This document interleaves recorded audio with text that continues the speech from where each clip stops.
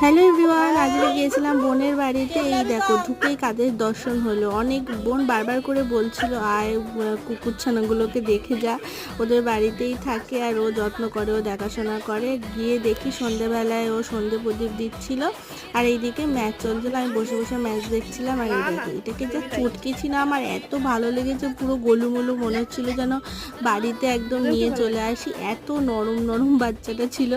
তারপরে দুজনে মিলে একটু চা সিঙ্গারা খাওয়া দাওয়া করলাম। আমি আসার পথে সিঙ্গারাও নিয়ে এসেছিলাম সামনের দোকানটা থেকে।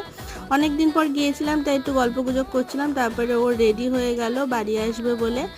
আর এই দেখো ওদেরকে টাটা বাই বাই করতে একদম মন চাইছিল না, মনে হচ্ছিল সব কটাকে নিয়ে আসি, কিন্তু লুসি আছে, ওদেরকে তো নিয়ে আসা যাবে না। যাই হোক, তারপরে তখন চলছিল সন্ন্যাসীদের শিব পুজো জগন্নাথ তলায়।